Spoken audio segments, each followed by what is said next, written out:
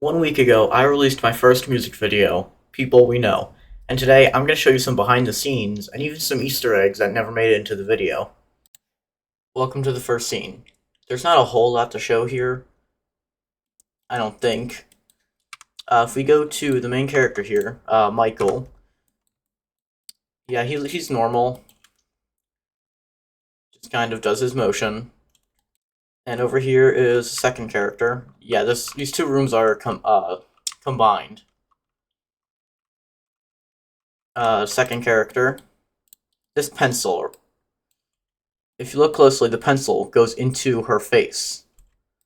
I didn't mean for that to happen, but it does. This is the second scene. This is the scene where Michael doesn't want to get in a minecart, but he eventually does. And you can see that if we play out the animation, he just kind of snaps backwards. This is so I can make room for the camera back here to see Sora while when it. This is so the camera can see Sora and Michael's not in the way, and it just happens so quick you don't notice it in the video. And then the camera snaps forward, and then this part. This is my favorite part right here. So the camera snaps up to the. Bleh, I cannot speak today. The camera snaps up to the minecart and shows Michael's hand grabbing onto it. I kind of dislocated his shoulder, so I moved them back and kind of took off his arm, and he kind of just slowly grabs it. And this part's meant to give off the illusion that he went on the minecart and fell into the pumpkins. But if we go in a third-person view, he's still there. He's just still here. And the minecart just rolls by itself and hits the rock. And the next frame, he just snaps over here. I don't know why the pumpkin's not here yet. Okay, the pumpkin appears a second late, but that's okay. Sora freaks out, and then right here when he's taking off the pumpkin, there's actually two of them. This is because one is attached to his arm, and it makes a lot less work when taking it off, so you don't have to animate the pumpkin at all. You just have to make it visible and invisible. But it happens so quick you don't notice. And then that's all for that scene. Okay, scene 3 is where they're carving pumpkins. And all of the pumpkins on the table are actually offset, because if they weren't, it would be in the way of the camera. So I just kind of moved them over. These pumpkin designs I kind of drew in Photoshop.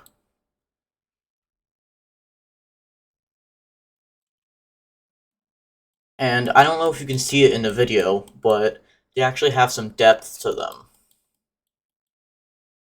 So they're not just flat surfaces like the game. Yeah, and something I needed to do is I needed to put this giant patch of pink wool over here.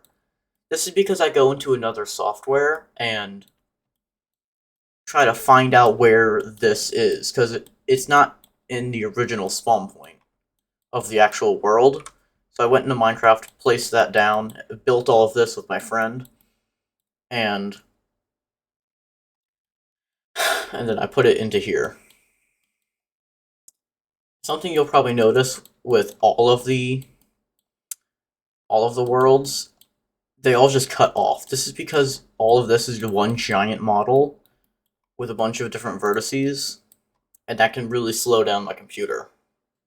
This is the scene where Sora wins a plush snowman. First things first, their pumpkins, they're just normal again. I don't know why they're different. Probably because I forgot to change them, but they're just their normal pumpkin designs again. I don't know why they're not custom. And right over here, I hand animated these bottles, I was gonna do physics, but no, they just fall down by themselves. When Sora throws her cube, her block,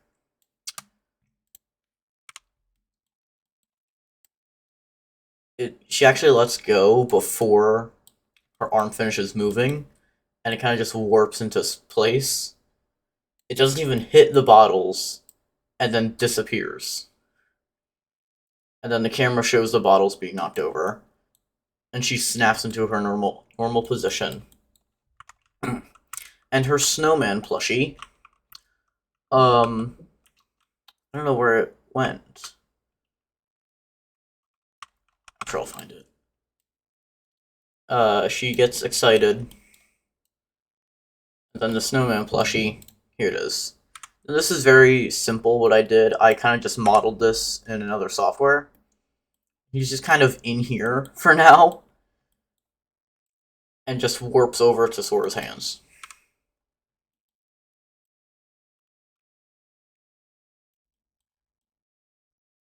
This was like a 2-second thing in the video, but I like how it turned out. Alright, this is the scene where they're watching a movie.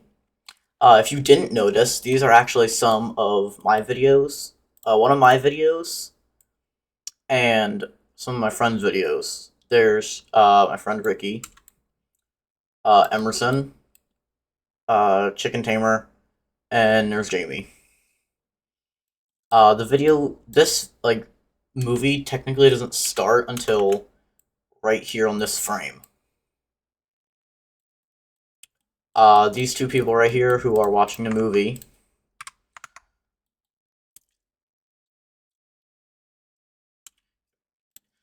It's covered up by a flash in the final video, but he does actually move his head. In the final video, it's just already there.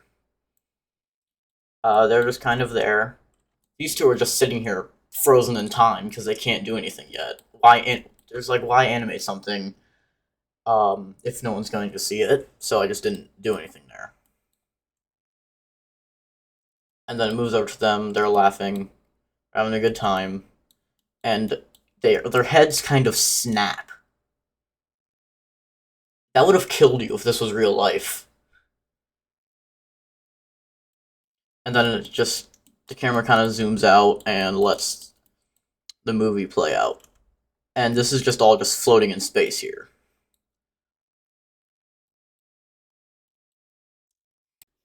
Now this scene is very, very basic. There's technically only two characters here. This guy, and these two people are one person. I just took this guy, animated him, and added mirror modifiers. So it just mirrors this just mirrors over here exactly what's happening over here. So I only had to animate one character. And they're walking on air. And it's just a black square. It's a very basic scene. Okay, now this is scene 7. This one probably took the longest to animate because my software started lagging like crazy. But let's watch it through before I show you what's going on.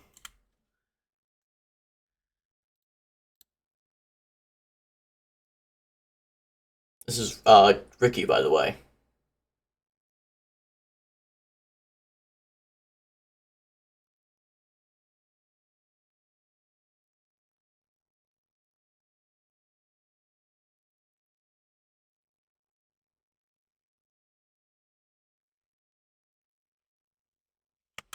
Alright, let's break this down. So, the bully who put Sora up against the locker is just already standing here in position. And when she gets into the right spot, he just kind of zips over and pushes her against the locker. And then he moves back. This gives the camera room to look at his face without being inside of Sora's head. And the camera's looking at here. They're having a conversation. And this part right here. The camera's looking at him. Michael is underneath here, ready to punch and angry. And if we play it, his arm just kind of pops up there. His left arm moves into the position and taps him on the shoulder, and then goes away really quickly. And from the camera's point of view, you don't see this, so it's really fine to break the rules a little bit. And then he gets into position. The bully slides out of the way, ready to get knocked over. And Michael actually punches the camera.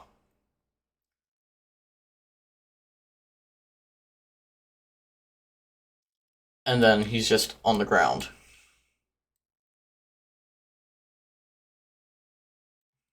And then the principal comes and takes him away, and they just teleport under the ground. And then when she's looking over, they're not actually there. They're under the ground. Alright, this is scene 8. This is the scene where he's walking up to the locker, and then he sees the prom sign.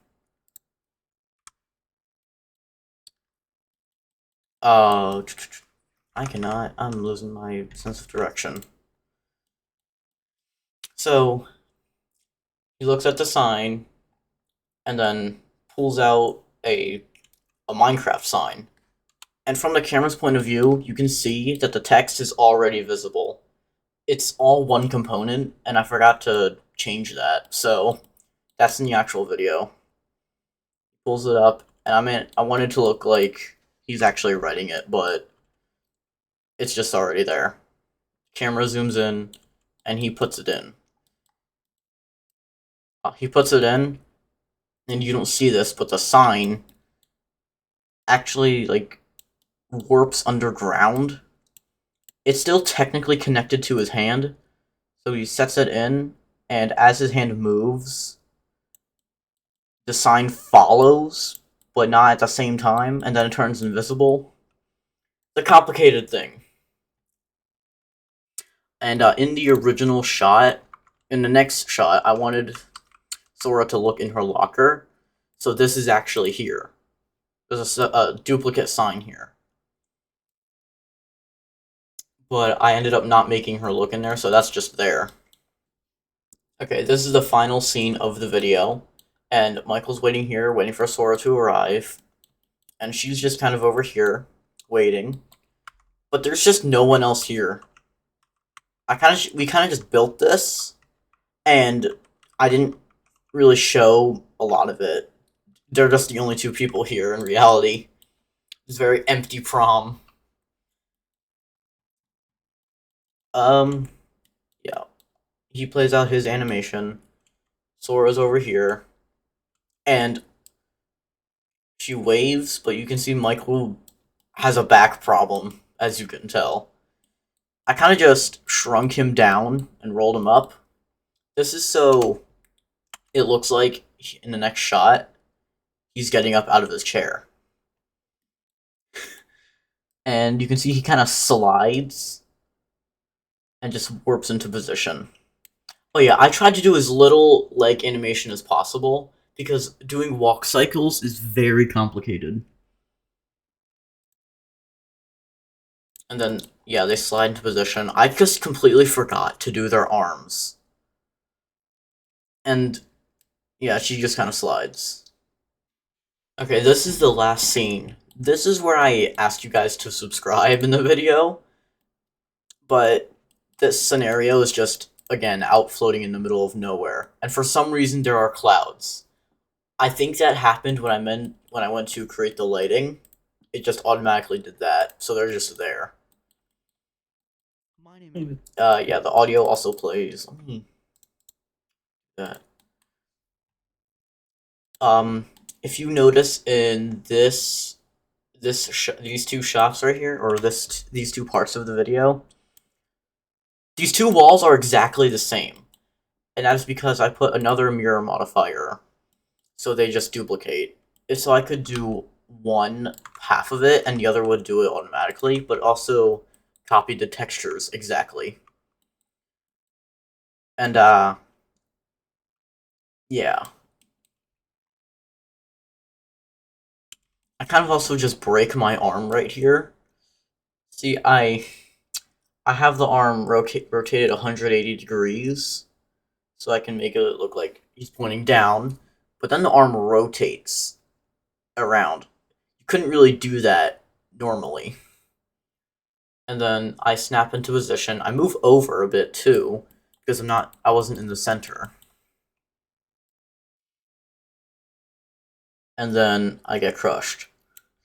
And I'm just still in here. Like, I decapitated my arm. Or I took off my, I don't know the proper term, but I took off my arm. I'm still in here. Ugh, how do I, there we go.